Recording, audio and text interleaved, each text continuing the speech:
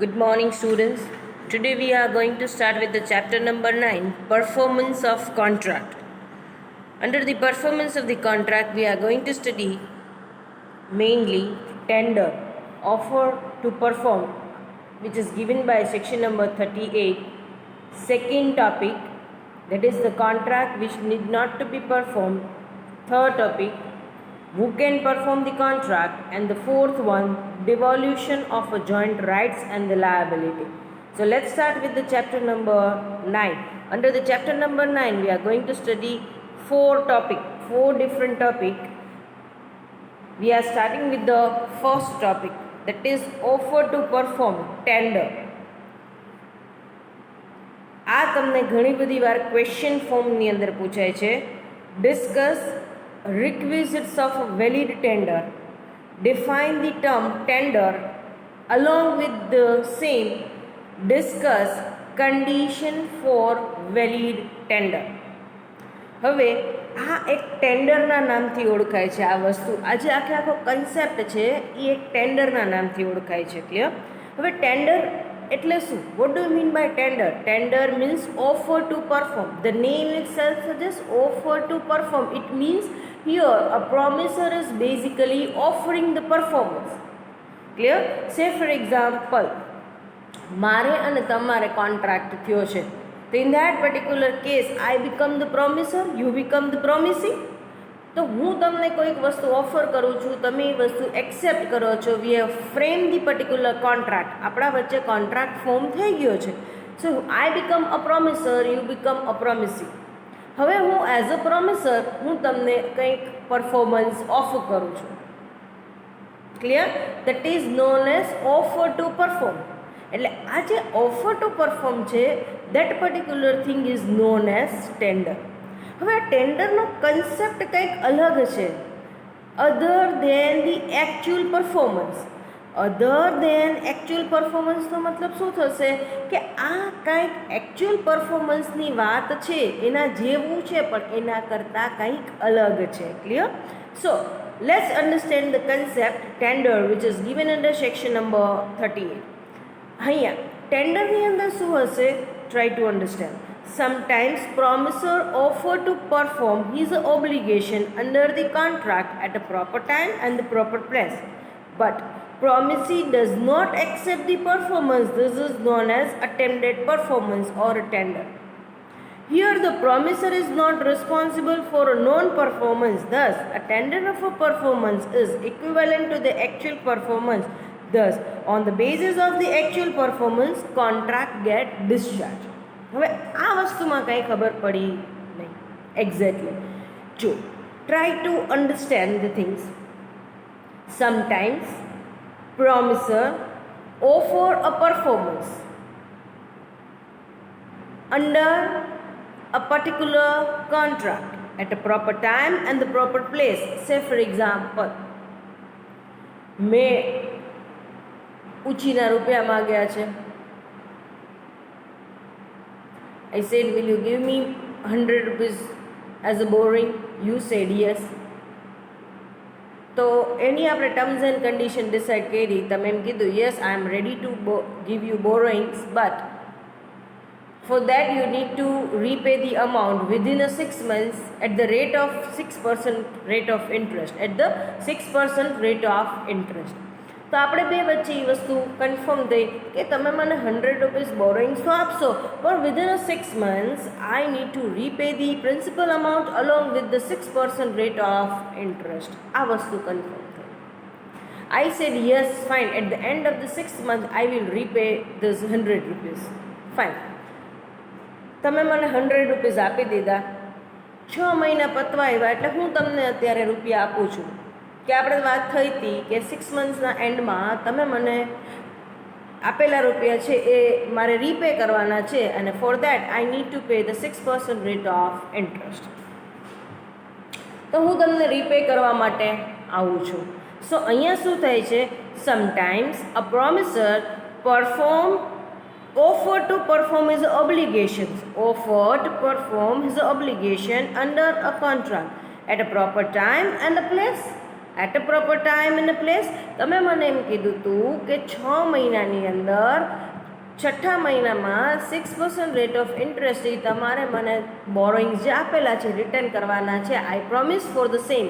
Yes, I said yes, I will repay the same amount within the stipulated time period. તમે જે સમય મર્યાદા કીધી છે એમાં જ હું તમને 100 રૂપીસ પ્રિન્સિપલ અમાઉન્ટ અને 6% રેટ ઓફ ઇન્ટરેસ્ટ હું તમને પે કરી દઈશ. તો 6 મહિનાનો એન્ડ આવ્યો એટલે એઝ અ પ્રોમિસર હું તમને અમાઉન્ટ પે કરવા માટે આવું છું. બટ લિસન, બટ હિયર જો અહીંયા સાંભળો, promisor offer a performance but promisee does not accept the performance. હું તમને 100 રૂપીસ પ્લસ ઇન્ટરેસ્ટ સાથે રૂપિયા દેવા આવું છું, પણ તમે મને એમ કહો છો ના અત્યારે નહીં, later on I will accept the amount and I will call you for the same. અત્યારે મારે રૂપિયા નથી જોતા, હું પછી ફ્યુચરમાં માગી લઈશ. રૂપિયા જોતા હશે તે દિવસે હું તને સામેથી કહીશ, તે દિવસે તું મને આપજે, અત્યારે તારી પાસે રાખ. But promisee does not accept the performance. અહીંયા શું કહે છે એટલી વસ્તુ યાદ રાખવાનું. આ ટેન્ડરની અંદર શું હોય છે? Promisor ready to perform the obligation under the contract but on another side promisee is not ready to accept the performance. This is known as attempted performance. મેં તો અટેમ્પ્ટ કરી લીધો છે તમને 100 રૂપીસ આપવાનો વિથ ઇન્ટરેસ્ટ 6 મહિનાના અંતે, જે સમય મર્યાદા નક્કી થઈ તે એ જ ટાઈમે. So I am ready to perform the contract but the promisee is not ready to accept the performance. તો મેં તો અટેમ્પ્ટ કરી લીધું છે, હવે મારો વાંક છે, બરાબર છે. 6 મહિનાના અંતમાં હું તમને તો પૈસા આપું છું કે ભાઈ વિથ ઇન્ટરેસ્ટ આજે આપણે ડિસાઇડ થયું હતું એ અમાઉન્ટ અને plus principal amount plus interest અને જે સમય મર્યાદા નક્કી થઈ હતી એના જ અંદર મેં તમને આપેલું છે. હવે તમે લેટર ઓન ક્લેમ કરો છો four non payment of the amount. તમે મારા ઉપર કેસ ફાઇલ કરો છો કે તમે પેમેન્ટ કરેલું નથી. 6 મંથ્સના એન્ડમાં you have to pay the principal amount along with the interest but you somewhere down the line fails to do so. ચાલશે? નહીં ચાલે. શું કામ એને? કારણ કે અટેમ્પ્ટેડ પરફોર્મન્સ, મેં તો અટેમ્પ્ટ કરેલો જ હતો તમને આપવા માટે. I was ready at that time but you denied the things. So અહીંયા યાદ રાખવાનું આ ટેન્ડરની અંદર કેવી સિચ્યુએશન્સ હશે. Here a promisor is ready to perform the particular contract or an obligations but promisee deny for the same. Promiser or a promisee does not accept the performance. This is known as attempted performance and actual performance. પહેલાં આટલી વસ્તુ યાદ રાખો. ટેન્ડરની term clear થઈ ગઈ. ટેન્ડરમાં આટલી જ વસ્તુ યાદ રાખવાની છે કે promisor is ready to perform the particular contract but promisee does not accept the performance. હવે અહીંયા શું કહે છે? Here the promisor is not responsible for non performance. તમે મારા ઉપર કેસ ફાઇલ કરો for default in non payment કે મેં તમને પૈસા ચૂકવા નહીં એના માટે તમે મને કેસ કરો છો, ડિફોલ્ટ ડિક્લેર કરો છો, ચાલશે? નહીં ચાલે. કારણ કે મેં તો તમને પરફોર્મન્સ ઓફર પાસ્ટમાં કરેલું જ હતું. So promisor is not here responsible for non performance. So attempted performance અહીંયા શું કહેવામાં આવે છે? Attempted performance is equivalent to actual performance. મેં તમને પરફોર્મન્સ ઓફર કર્યું તો હું તમારી પાસે 6 મહિનાના અંતમાં પૈસા લઈને આવું છું પૂરેપૂરા. હવે તમે એક્સેપ્ટ ન કરો તો હું શું કરું? તમે એમ કીધું અત્યારે તારી પાસે રાખ, પછી મને આપજે. તો મેં તો અટેમ્પ્ટ કરી દીધો પરફોર્મન્સનો but you have fail to accept the things, you have denied for the thing. Promisee deny કર્યું છે પરફોર્મન્સ એક્સેપ્ટ કરવાનું. તો attempted performance is always equivalent to actual performance. So on a ground of actual performance contract get discharged. હવે આનો મતલબ શું થશે? on a ground of actual performance contract gets discharged. અહીંયા સપોઝ મેં 100 રૂપીસ વિથ ઇન્ટરેસ્ટ તમને pay કરવા માટે હું આવું છું at the end of the 6 month. તમે એ એક્સેપ્ટ કરી લ્યો છો તો હવે આપણા વચ્ચે કોન્ટ્રાક્ટ સ્ટેન્ડ બાય છે. આપણા વચ્ચે કોઈ હવે કોન્ટ્રાક્ચ્યુઅલ રિલેશનશિપ છે ના. તમે મને આપ્યા હતા 6 મહિના પહેલાં, ત્યારથી કોન્ટ્રાક્ચ્યુઅલ રિલેશનશિપ આપણા વચ્ચે સ્ટાર્ટ થઈ. It end up by payment. મેં જેવું તમને principal amount along with the interest pay કરી દીધું, we have completed with the contractual relationships. તો અહીંયા શું થશે કે attempted performance is considered as an actual performance. So on a ground of actual performance contract get discharge. હું તમને આપવા આવી હતી, તમે ન લીધા. તમે જો લઈ લીધા હોત તો પરફોર્મન્સ અહીંયા કમ્પ્લીટ થઈ જાત, કોન્ટ્રાક્ટ ડિસ્ચાર્જ થઈ જાય છે. મેં મારા તરફથી ફરજ બજાવી દીધી છે, એટલે મારા તરફથી કોન્ટ્રાક્ચ્યુઅલ રિલેશનશિપ્સ અહીંયા કમ્પ્લીટ થઈ ગયા છે. Clear? So attempted performance is always equivalent to actual performance. Clear? Next, requisites of a valid tender. That means these are the essential condition for tender. Tender છે, અટેમ્પ્ટેડ પરફોર્મન્સ આ છે, એ કેવી રીતના કહી શકાશે? તો બધા લોકો એમ કે અમે તો અટેમ્પ્ટ કર્યો તો પરફોર્મન્સનો, પણ એક્સેપ્ટ નહોતું કર્યું પ્રોમિસીએ. ના, અટેમ્પ્ટેડ પરફોર્મન્સ ક્યારે કહેવાશે? when you can say that the promiser has really attempted for performance. એ ક્યારે કહેવાશે? એમાં first, it must B unconditional one. First અહીંયા શું કહેવામાં આવે છે કે whenever the promiser offer any performance, it should be unconditional one. That means it should not be based on any conditions. તમે મને ગુડ સેલ કર્યો, હું તમને પેમેન્ટ આપવાનું છે, મારે તમને પેમેન્ટ કરવાનું છે, પણ હું પેમેન્ટ આપવા ટાઈમે એવી કન્ડિશન્સ મૂકું કે નેક્સ્ટ ગુડ્સ મને ડિસ્કાઉન્ટેડ રેટે તમે આપશો તો જ હું પ્રીવિયસનું પેમેન્ટ આપું, નહીંતર નહીં. એવું ચાલશે ના. સો અહીંયા એમ તમે એમ કહો કે ભાઈ મેં તો કીધું હતું કે પૈસા આપી દો, છેલ્લો જે માલ વેચ્યો એનો, પણ હું એ કન્ડિશન રાખું છું કે નેક્સ્ટ સબસિક્વન્ટ ગુડ્સ તમે મને ડિસ્કાઉન્ટેડ રેટે જ આપશો. એવી કન્ડિશન ચાલે નહીં. સો જે ગુડ્સ પરચેસ કર્યો છે એનું પેમેન્ટ કરવાનું છે, એના માટે નેક્સ્ટ ડીલની કોઈ કન્ડિશન્સ રાખવાની નથી. સો એ શું કહે છે, ક્યારે કહી શકશે attempted performance? When it is not based on any conditions. You are performing the contract in isolation. તમે ગુડ્સ પરચેસ કર્યો તો પેમેન્ટ બાકી છે, એ તમે કરી દો છો, દેટ્સ ઇટ. સો અહીંયા યાદ રાખવાનું, whenever the promiser offer a performance, it should not be based on any conditions. કે તમે જે તે કન્ડિશન એક્સેપ્ટ કરશો તો જ હું પરફોર્મન્સ આપીશ, તો એ અટેમ્પ્ટેડ પરફોર્મન્સ છે નહીં. સો અહીંયા શું કહે છે, whenever the promiser offer any performance, it should not be based on any condition. Second, it must be of a whole quantity. It means total performance. You require to give a total performance. અહીંયા શું કહેવામાં આવે છે, સે for example મેં તમારી પાસેથી 100 rupees લીધા છે અને મારે એ તમને પે કરવાના છે. તો આજે હું તમને એમ કહું છું કે take 10 rupees today, I will pay you 90 rupees later on. ફરી હું તમને 20 રૂપીસ આપું છું, પછી કહું છું બાકીના તમને પછી આપી દઈશ. ના, performance should be in a whole quantity. તો હું તમને એમ કહીશ કે આલે ભાઈ તારા પહેલાંના 10 રૂપિયા અને પછીના 20 રૂપિયા, 30 રૂપિયા આલે, કટકે કટકે નહીં, મને 100 રૂપીસ લીધા હતા તો મને 100 રૂપીસ જ રિટર્ન કરો. આવી રીતના મારે નથી જોઈતા. ક્લિયર? સો અહીંયા શું કહે છે, it must be of a whole quantity.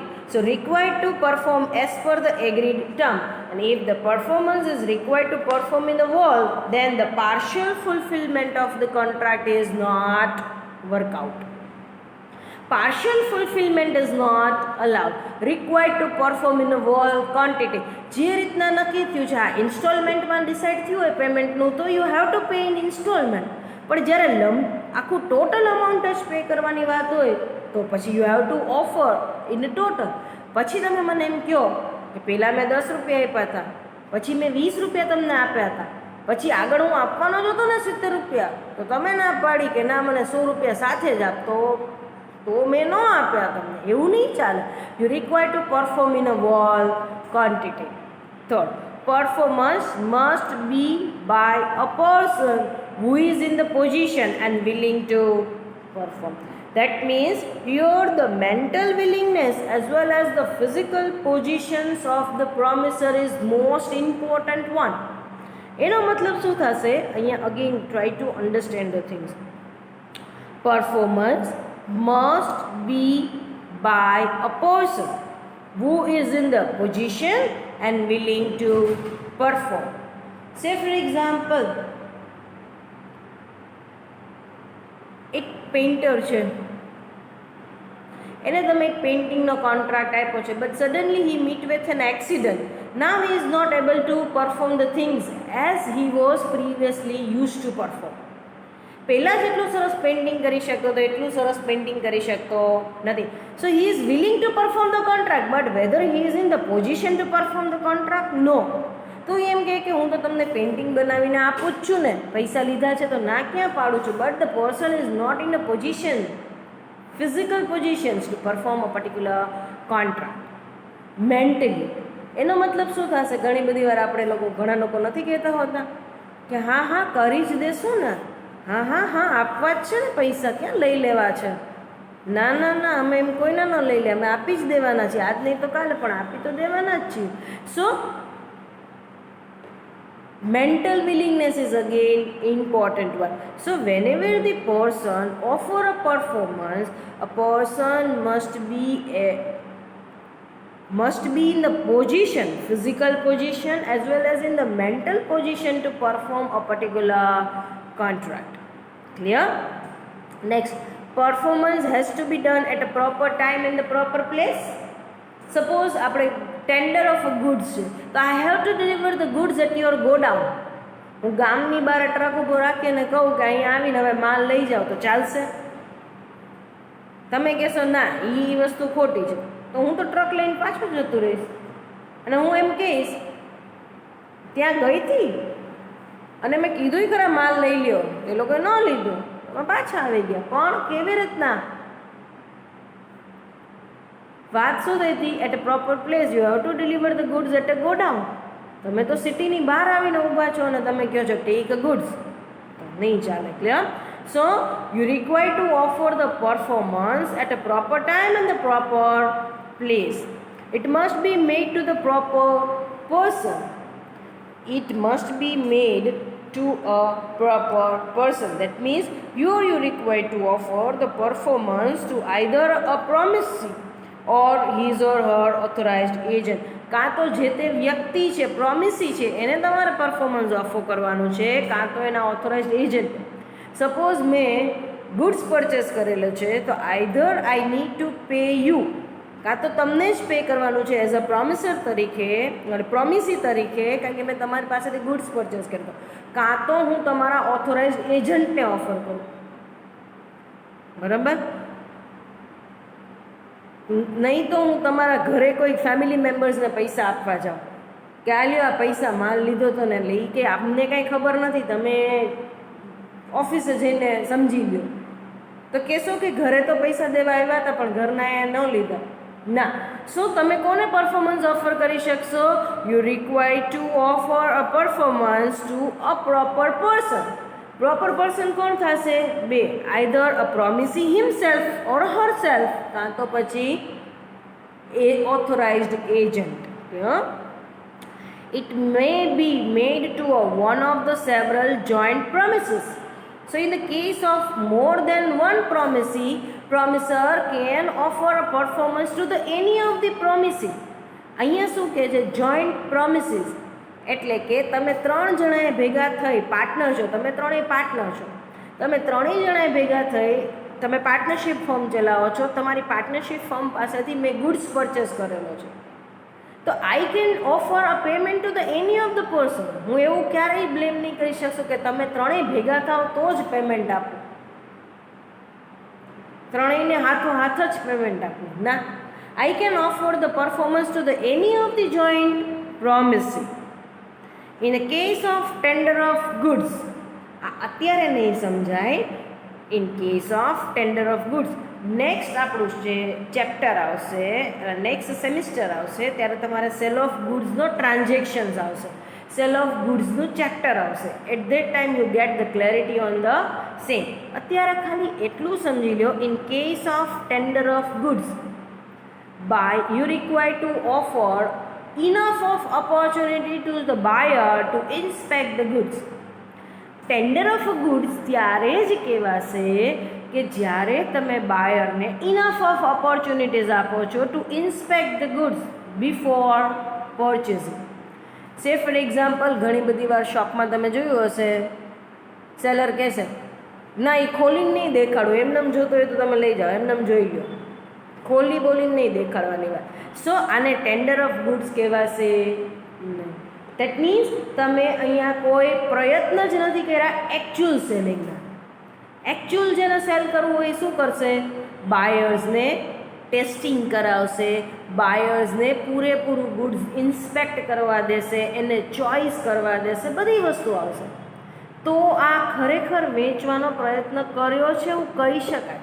So in a tender of a goods seller required to provide enough of opportunity to buyers to inspect the goods. Next, payment of money must be done in a legal currency. Say for example, તમને લોકોને fees પેમેન્ટની વાત કરી ઓફિસમાં physically. Right now I am not talking about the online payment, but physical પેમેન્ટની વાત થઈ કદાચ. તો તમે ફિઝિકલ પેમેન્ટ છે એ કિરણ મેડમની ઓફિસમાં પાઉન્ડ લઈને કે ડોલર લઈને જશો તો ચાલશે? એ ફીસ એક્સેપ્ટ કરશે? ના. તો તમે એવો બ્લેમ કરી શકશો કે હું તો પૈસા લઈને ગઈ હતી ફીસ પે કરવા માટે, but she denied for the same. ના, તમે લીગલ કરન્સી લઈને ગયા હતા. Legal currency means the currency of the same territory. સો યાદ રાખવાનું, payment of the money must be done in a legal currency.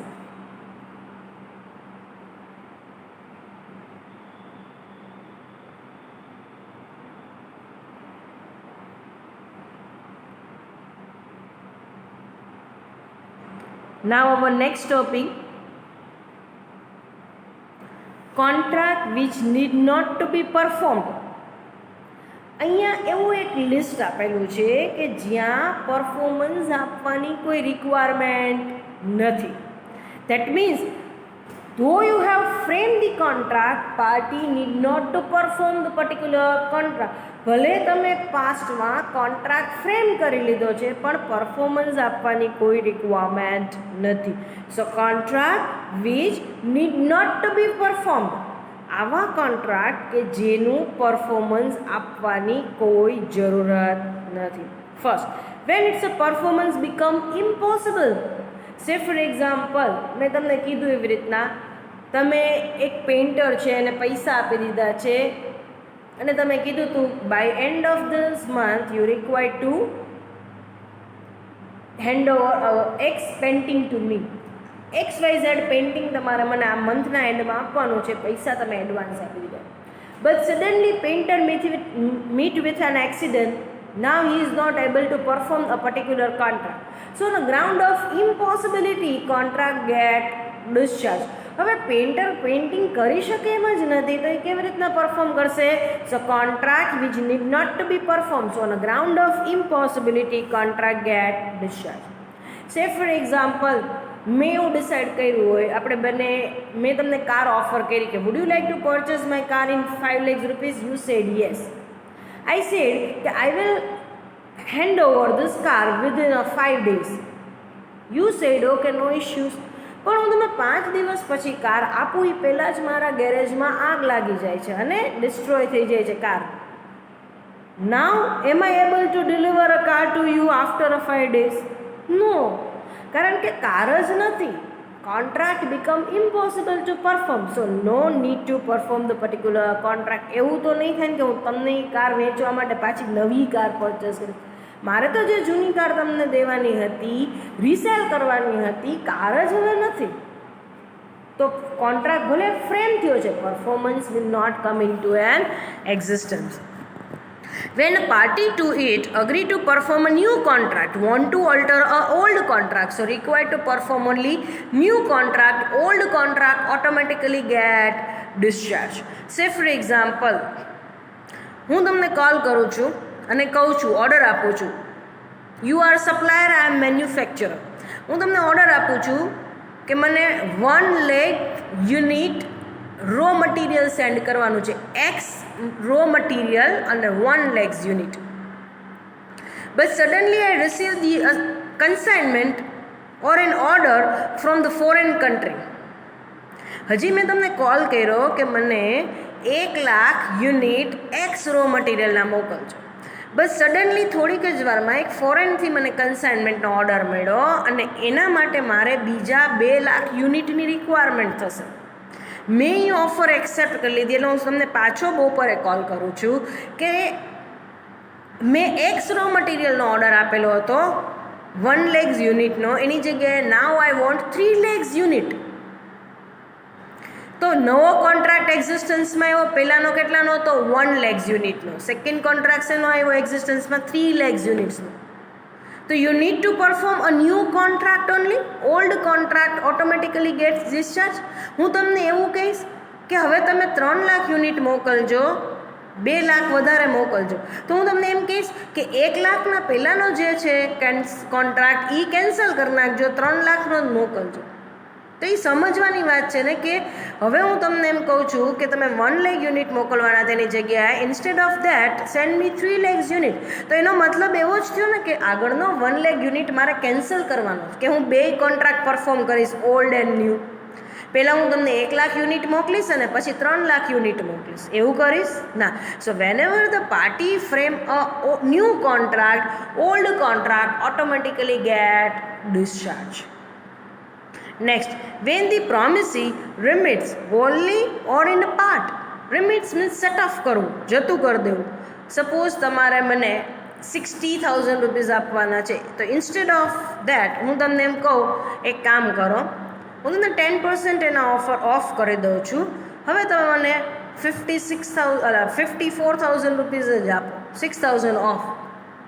તો તમારે કેટલા રૂપિયા આપવાના થશે? 54,000, કારણ કે મેં તમને સામેથી 10% ઓફ આપેલું છે.